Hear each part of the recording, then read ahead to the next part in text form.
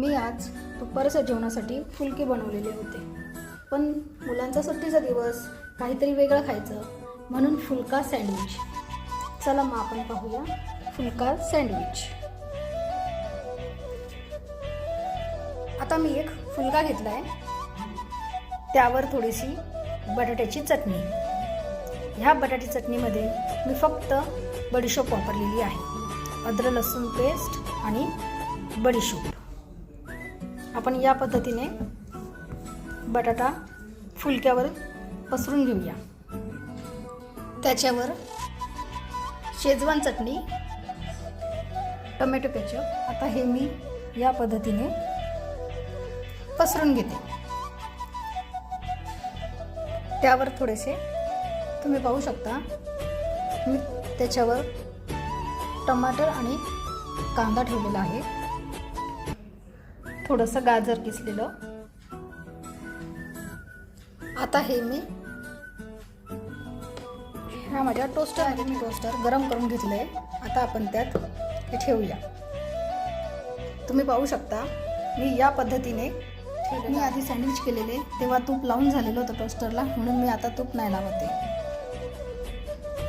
आता अजून एक फुलका घेतला, त्याची चटणी आपण ती पसरून घेऊया.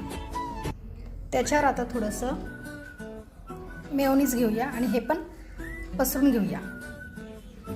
आता हेही आपण टोस्टरवर ठेवूया. तुम्ही पाहू शकता, मी दुसरा फुलका बटाट्याची चटणी आणि मेयोनीज लावून या पद्धतीने ठेवला आहे. आता आपण टोस्टर बंद करूया. 3 ते 4 मिनिटात आता हे तयार होईल. फुलका सँडविच हे जे बाहेर आलेले हे नंतर ना कट होऊन जाईल. 4 मिनिटं झाली आहे, फुलका सँडविच तयार झालं. आता आपण ते खोलूया.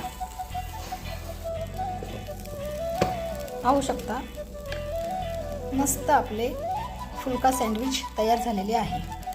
तुम्ही हे एकदा तरी करून पहा. फुलका छोटा असल्यामुळं एका साईडने ते लीक झाले आहे, पण काही नाही. फुलका सँडविच बनवताना हा जो एक्स्ट्राचा भाग आहे हा वेगळा होतो. आता हा गार झाला की हे मस्त कुरकुरीत लागेल. फुलका सँडविच तयार. सकाळी नाश्त्याला ब्रेड सँडविच झाले होते, पुन्हा परत ते नको म्हणून फुलका सँडविच हे एकदा तरी करून पहा. फुलका सँडविच.